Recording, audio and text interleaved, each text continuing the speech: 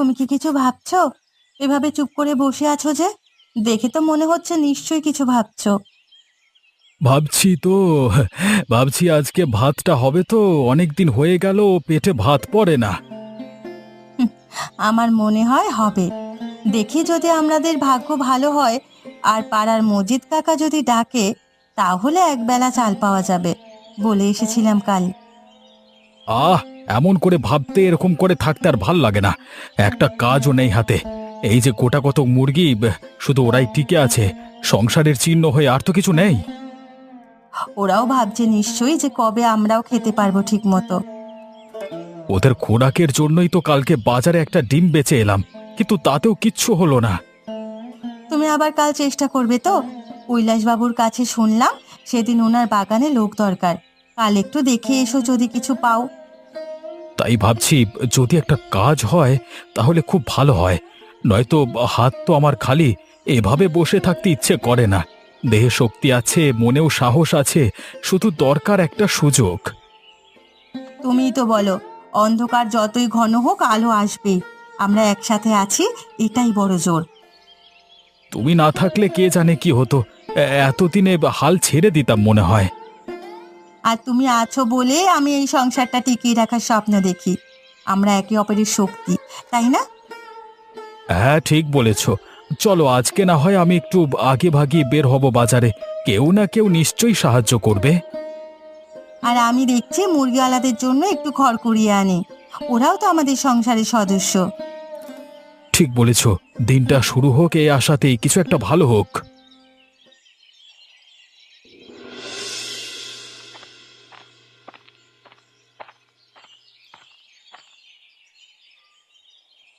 কৈলাসবাবু বাড়িতে আছেন?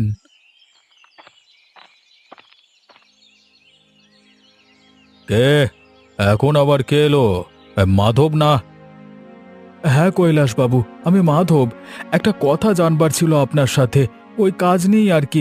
আপনি কি ফাঁকা আছেন এখন? তাহলে বলতে পারি। হ্যাঁ, ব্যস্ত নই এখন। বলো বলো, কি ব্যাপার বলো।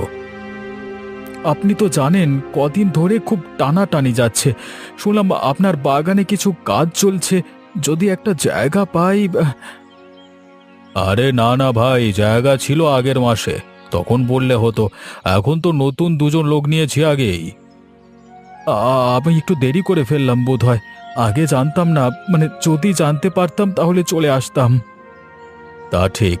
আর তুমি তো জানো আমি কাউকে বসিয়ে রাখতে পারি না। টাকাও কম, কাজও কম। একবেলা খাওয়ার জন্য যদি কিছু কাজ দেন, ঘাস কাটা, গরু চড়ানো। ভাই, বোঝবার চেষ্টা করো। নিজের সংসারই সামলাতে পারছি না ভালো করে, আর সাহায্য করতে ইচ্ছে তো করে কিন্তু পারি না। ঠিক আছে কৈলাসবাবু, কিছু মনে করবেন না। না না, আমি কষ্ট দিচ্ছি না। তুমি বরং গ্রামের অন্য লোকেদের সঙ্গে কথা বলো। ওনারা হয়তো কিছু করতে পারবে। হ্যাঁ, চেষ্টা করব। যাই বাবু, ভালো থাকবেন। হ্যাঁ, আর যদি কখনো কাজের কথা আসে আমাকে একটিবার মনে করবেন। তুমিও ভালো থেকো, দুঃখ করো না। ভালো সময় একটা আসবেই। হ্যাঁ হ্যাঁ, আসছি আমি।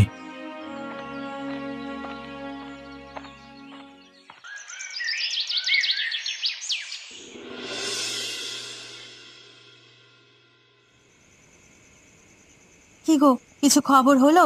মুখে তো কিছু বলছো না। সেই কখন এসেছো, মুখ থেকে একটা কথাও বেরোচ্ছে না। আমার যে চিন্তা হয়, এটা কি তুমি বোঝো না?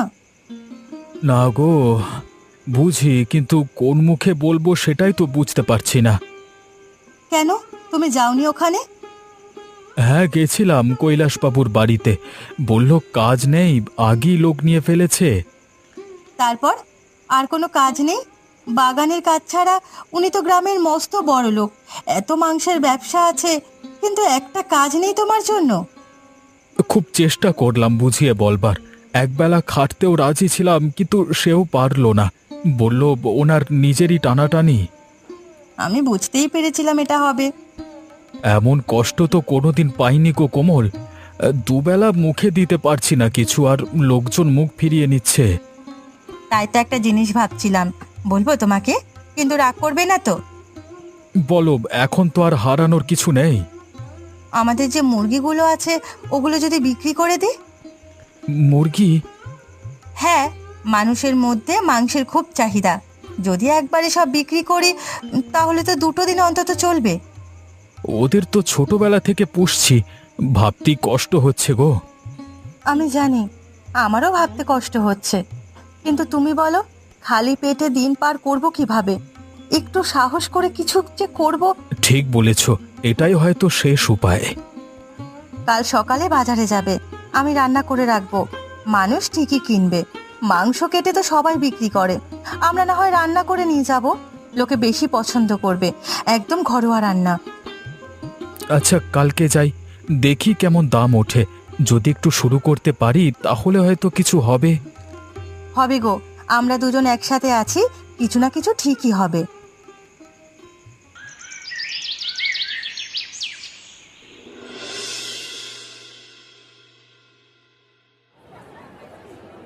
আহা, গন্ধটা তো বেশ জমে উঠেছে। যদি আজকে সব বিক্রি হয় তাহলে ঘরে অনেক কিছু নিয়ে যেতে পারবো। কোমল রান্নাটা দারুণ করেছে। শোনো না, আজ বাড়িতে আর রান্না করতে ইচ্ছে করছে না। বাজারে যদি রান্না করা কিছু পাই কি ভালো হবে বলো তো? বাজারে রান্না সেটাই হয় নাকি? আবার তোমাকে সব কিনে নিয়ে বাড়িতে গিয়ে করতে হবে। সে তুমি চিন্তা করো না, আমি সাহায্য করে দেব। হ্যাঁ, সেটা তো এখানেই বলো তুমি, বাড়িতে গিয়েই তো সব ভুলে যাও। না না, এবারে ভুলবো না, কথা দিচ্ছি। ঠিক আছে, দেখবো। আচ্ছা দেখো, ওটা মাধব দাদা না? হ্যাঁ, তো কি সুন্দর গন্ধ বেরিয়েছে মাংস রান্নার। চলো তো দেখি। হ্যাঁ, চলো চলো।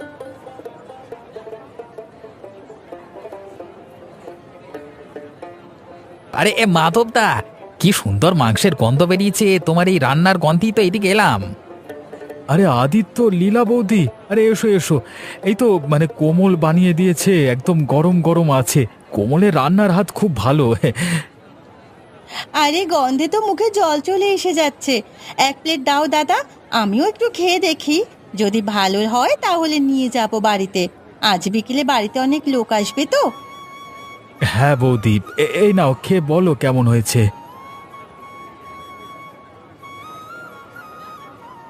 দারুণ তো, আমাকে সব দিয়ে দাও। অনেক লোক আসবে, সবগুলোই লাগবে। সব কটা? সব কটাই? হ্যাঁ, আজকে আমাদের ঘরে ছোটখাটো নিমন্ত্রণ আছে। বৌদির রান্নার নাম শুনেছি, আজকে প্রমাণ হয়ে গেল। হ্যাঁ হ্যাঁ, সত্যি কমল বৌদির হাতে জাদু আছে। সেটা ঠিক, এই গরিবের রান্না ভালোই হয়। কত হয়েছে বলো, এখনই দিচ্ছি। এখানে 1.5 কেজির মতো আছে, ওই 600 টাকা দাও। খুব উপকার করলে তোমরা। উপকার না দাদা, স্বাদ পেয়ে গেলাম, এই তো বড় কথা। হ্যাঁ, আজকে যদি কোমল জানে কি যে খুশি হবে, মনে হচ্ছে নতুন একটা পথ খুলছে।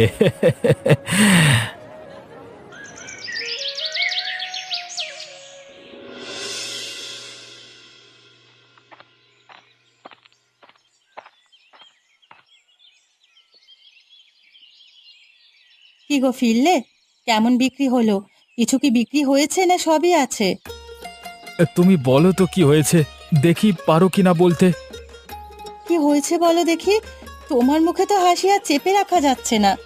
সব বিক্রি হয়ে গেছে কোমল, এক টুকরো মাংস বাকি নেই। কি বলো, সবটা? হ্যাঁ, শুরুতেই আদিত্য আর লীলা এসে হাজির। গন্ধ শুনে এসেছে আর কি। প্রথমে 2 টুকরো খেলো স্বাদ বোঝবার জন্য, ব্যাস, তারপর সবকিছু কিনে নিল। সত্যি বলছো? তারা তো সাধারণত এরকম করে না।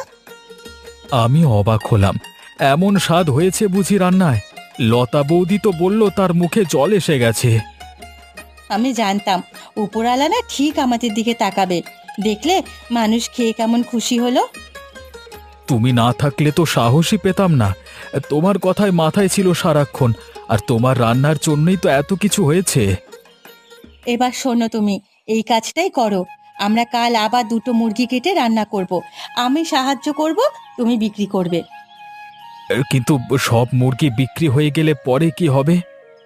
চিন্তা করো না, আগে আমাদের পেট চালাও, তারপর একটু একটু করে জমানো টাকা দিয়ে আবার কিনে আনবো, বুঝলে? তুমি না থাকলে বুঝতাম না, অভাবেও আশা থাকে। কারণ আমি জানি তুমি শুধু পরিশ্রম করো না, সবটা মন দিয়েও করো।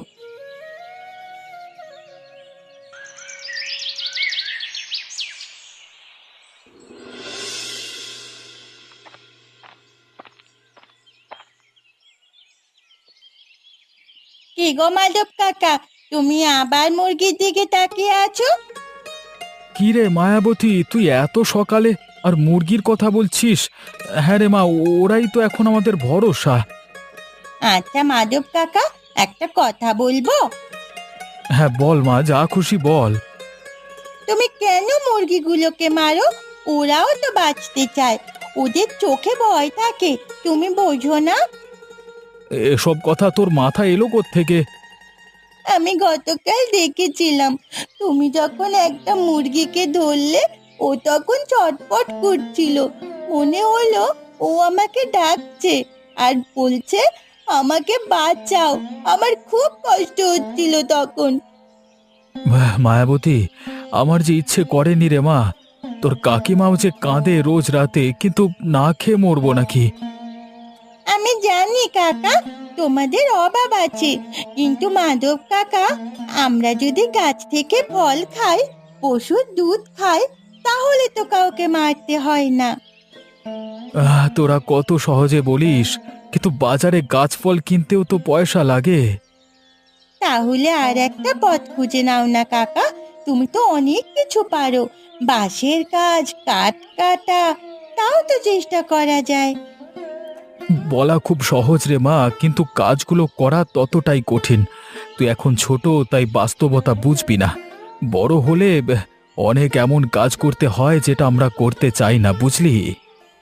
দেখবে, যদি মন থেকে চাও, এই কাজ তোমাদের করতে হবে না।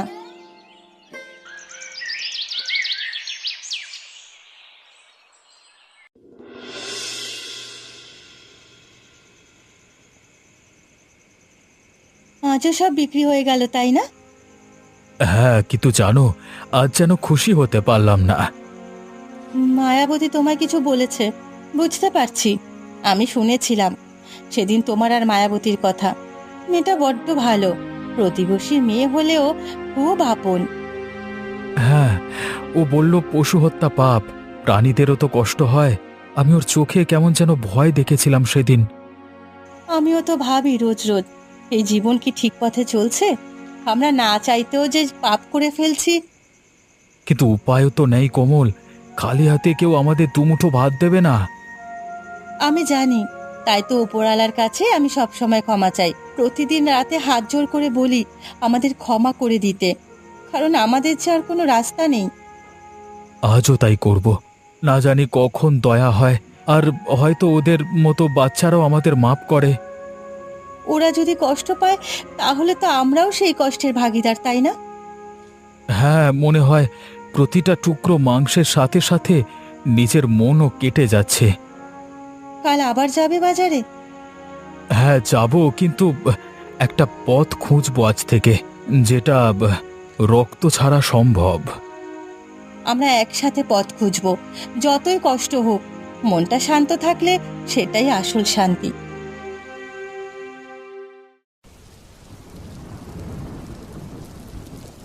এ কি ঝড় শুরু হলো গো! আমাদের তো সব তছনছ করে দেবে। এ উপরালা, আমাদের রক্ষা করো, রক্ষা করো আমাদের। কোমল, ভীষণ বাজে রকমের দুর্যোগ শুরু হয়েছে। এই ঝড় যে আমাদের তছনছ করে দেবে। ওখানকার ছাউনিটা ধরে রাখো, উড়ে যাচ্ছে। আমি চেষ্টা করছি গো, কিন্তু বাতাস যে খুব জোরে, একই মুরগির ঘরের ছাউনি যে উড়ে গেল। সব ভেসে গেল গো। এই ঘরটাই যদি না থাকে তাহলে কোথায় থাকবো? উপরওয়ালা কি আমাদের কথা শুনবেন না? আমরা যে কত পাপ করেছি, ওই মুরগিগুলোকে নিজেদের লোভের কারণে কেটে বিক্রি করেছি, তাও রান্না করে। মানুষের মনে লোভ জাগিয়েছি মাংসের, এটারই শাস্তি দিচ্ছে গো। মুরগিগুলো পালিয়ে গেল গো। ঝড়ে যে সব ভেঙে পড়ছে। যে কয়টা আমাদের ছিল শেষে ওগুলো নেই। কিভাবে চলবে আমাদের? এই ঝড়ে কত ক্ষয়ক্ষতি হলো। সব পাপের শাস্তি, সব। কেঁদো না কোমল, কেঁদো না। হয়তো ওপরওয়ালা চায় আমরা এই পাপ কাজ থেকে দূর হয়ে যাই, সেই কারণেই আমাদের থেকে সব নিয়ে নিল, যেন আমরা নতুন করে কিছু শুরু করতে পারি। ঠিক বলেছ, আমরা আর নিরাপরাধ পশুদের রক্ত ঝরাবো না, আমরা অন্য কিছু করব। হ্যাঁ কোমল, আমরা অন্য পথে চলবো। নিজেরা যেমন শিক্ষা পেয়েছি, আশেপাশে সবাইকে সেই শিক্ষা দেওয়ার চেষ্টা করব। পশু হত্যা বন্ধ করব যতটা আমরা করতে পারি। ঠিক বলেছ, সেদিন মায়াবতীও আমাদের তাই বলছিল। ওর কথা শুনে যদি সেদিনই বন্ধ করে দিতাম তাহলে হয়তো আমাদের এত ক্ষতি হতো না। ঠিক বলেছ, তবে আর নয়, এবার থেকে বদল হবে।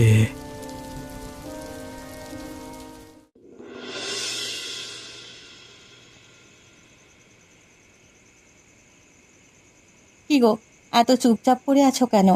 এভাবে থাকলে তো মনের সাথে সাথে শরীরটাও খারাপ হবে। কি গো, তুমি কিছু বলছো না কেন? কিছু তো বলো। কি বলবো বলো? সব তো শেষ হয়ে গেল, সব আবার আগের মতো হয়ে যাবে। আবার কবে শুরু হবে কে জানে, কিভাবে শুরু হবে সেটাও তো জানি না। কেন? ঝড়ের সময়কালে তো আমরা ঠিক করলাম আবার নতুন করে শুরু করব। কিন্তু কি আর নতুন করে শুরু করা কি এতটাই সহজ বলো তো? তখন তো বলে দিলাম, কিন্তু কি করব কিছুই তো বুঝতে পারছি না। তুমি বলে দাও কিভাবে করব, কোনো উপায় আছে তোমার কাছে? যদি বলি নতুন কিছু শুরু করতে চাই? কিন্তু নতুন কি শুরু করবে আর কিভাবেই বা করবে সেটাই তো জানতে চাই। একটা বুদ্ধি এসেছে মাথায়, তুমি শুনে দেখো, দেখবে ভালো হবে। বলো, এখন তো আর কিছু হারানোর নেই। বিয়ের আগে বাপের বাড়িতে একবার খেয়েছিলাম, সেদিন বড়মা বানিয়েছিল। সোয়াবিন আর ময়দা মিশিয়ে এমন কিছু একটা বানিয়েছিল যেটা খেতে একদম মাংসের মতোই। মাংস ছাড়া? কিন্তু মাংসের স্বাদ। হ্যাঁ, আর তাতে পেঁয়াজ রসুন ঝাল দিয়ে ঠিক সেভাবেই রান্না করলে কেউ টের পাবে না। শুধু স্বাদটাই থাকবে, কিন্তু পাপ থাকবে না। কিন্তু তুমি কি পারবে বানাতে? মানে অনেক দিন আগে খেয়েছিলে তো, মনে আছে রান্না? একবার চেষ্টা করলেই পারবো। সয়াবিন কড়া করে ভেজে নেব, তারপর একটু ময়দা আর মশলা দিয়ে ভালোভাবে মেখে টুকরো করে বানাবো। চুলিতে রান্না করলে মাংসের সেই গন্ধটাও বের হবে। তুমি তো দেখি পাক্কা বুদ্ধিমতী। হ্যাঁ গো, তোমার মুখে হাসি আনাটাই আমার কাজ। আর যেহেতু পশু হত্যা নয়, এবার মনেও শান্তি থাকবে। কিন্তু যদি মানুষ খেয়ে বুঝতে পারে এটা মাংস না? তাহলে সোজা বলবে এটা ভেষজ মাংস, গাছ থেকে বানানো, প্রাণ দিয়ে নয়। ঠিক আছে, কালকেই চেষ্টা করব যাতে আমাদের নতুন কাজ ঠিকঠাকভাবে শুরু হয়।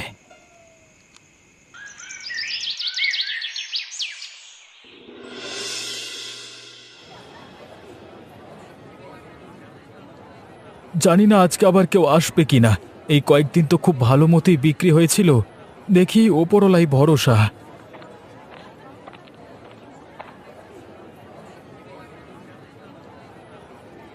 আবার কিছু রাধা হয়েছে নাকি? হ্যাঁ ভাই, নতুন মাংস নয়, কিন্তু খেলে মনে হবে মাংসই খাচ্ছ। কি যে বলো না মাধবদা, তা আবার হয় নাকি? এটা দিয়ে দেখাও তাই। বাহ, এটা একটা দারুণ স্বাদ। আবার আসবো। কত হলো গো? 50 টাকা প্রতি প্লেট। এক প্লেট ভেজে দাও দেখি, বাড়ির জন্য নিয়ে যাই, গিন্নি খুব খুশি হবে। আর এই নাও তোমার 100 টাকা। এই নাও ভাই, বৌদির ভালো লাগবে।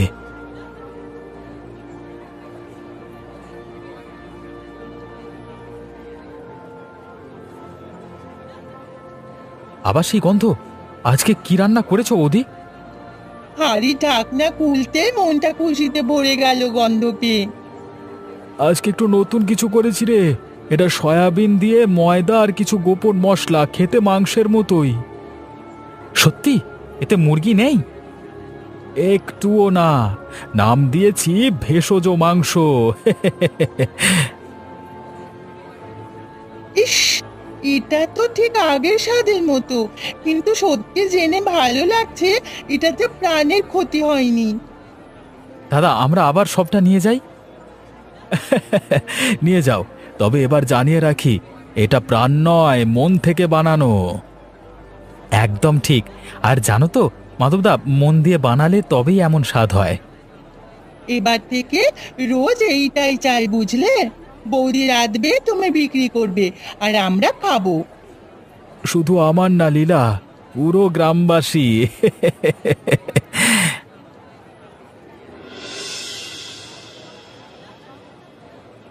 এই যে আদিত্য দাদা, মাধবের দোকান কোন দিকে গো? যেদিকে দিয়েছিল সেখানেই তো? মানে সেদিন ওই মাধবের ভেষজ মাংস নিয়ে গেছিলাম গিন্নির জন্য, কি যে পছন্দ হয়েছে ওর। তা ঠিকই বলেছো ভাই, অপূর্ব স্বাদ, মুখে লেগে থাকবার মতো। ওই যে দেখো ওই দিকটায় বসেছে। আমিও বাজার সেরে যাব, কয়েক প্লেট বাড়ি নিয়ে ফিরবো। গরম গরম ভাতের সাথে খেতে দারুণ লাগে, আর সাথে একটু ঘি ছড়িয়ে দিলে কোনো কথাই নেই। একদম ঠিক বলেছো। আচ্ছা করো তুমি বাজার, আমি কিনে নিই ততক্ষণে। হ্যাঁ হ্যাঁ হ্যাঁ, যাও যাও। কি গো কাকি, দেখো না, আজ তো গতকালের চেয়েও বেশি লোক। হ্যাঁ রে মা, আজ রান্না আরো তাড়াতাড়ি শেষ করতে হবে, না হলে সবাই অভিমান করে যাবে। যদিও এক হাঁড়ি তৈরি আছে, কিন্তু যে হারে লোক বাড়ছে খুব তাড়াতাড়ি শেষ হয়ে যাবে। তার মধ্যে রান্না শেষ করতে হবে, আর এতগুলো তরকারি বাড়ি থেকে রান্না করে নিয়ে আসা খুব অসুবিধের। দেখেছো কাকা, উপরওয়ালা ঠিক তোমাদের নতুন পথ দেখালো। হ্যাঁ রে মায়া মা, ওপরওয়ালার কৃপায় তো নতুন পথ পেয়েছি।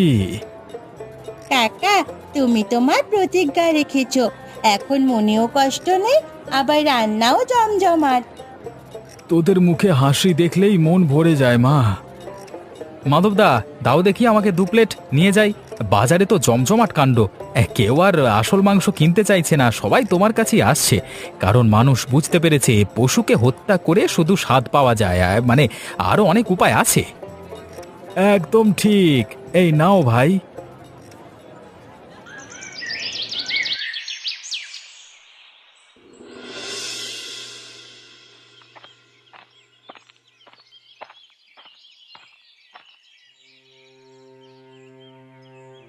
এ কি কৈলাসবাবু, আপনি?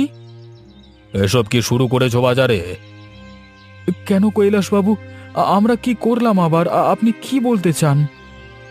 আমার গোটা মাংসের ব্যবসা তুমি ধ্বংস করে দিচ্ছ, লোকেরা এখন আর আমার দোকানে আসে না। কৈলাসবাবু, আমরা তো কাউকে কিছু বলিনি, শুধু প্রাণ না মেরে খাওয়ার নতুন পথ দেখিয়েছি। নতুন পথ? এসব ভণ্ডামি, মাংসের বিকল্প হয় না, বুঝেছো?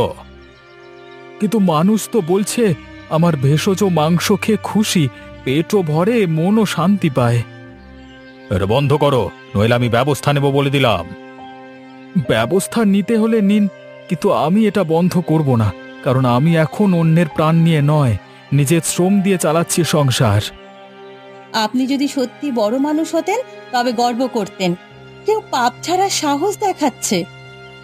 এত সাহস কোত্থেকে পেলে?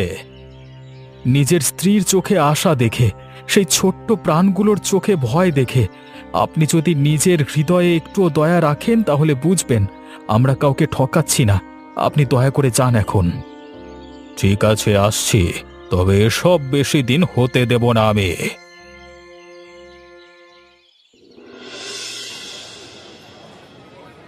শোনো সবাই, দয়া করে একটু শোনো। আমরা অনেক দিন ধরেই একটা পাপ করে এসেছি, নিজের পেট ভরাতে গিয়ে অন্য প্রাণ কেড়ে নিয়েছি। কিন্তু আমরা এখন দেখিয়ে দিয়েছি প্রাণ মারার দরকার নেই, গাছগাছরা অনেক কিছু দিতে পারে যদি মন থেকে চাই। আমাদের এই ভেষজ মাংস তার প্রমাণ। কারো রক্ত নেই এতে, কিন্তু স্বাদ ঠিক আগের মতো।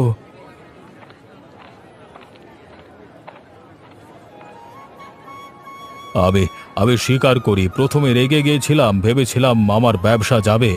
কিন্তু গতকাল রাতে আমি নিজে রান্না করে খেয়েছি, আর প্রথমবার মনে হয়েছে শুধু খাবার নয়, একটা বোধ।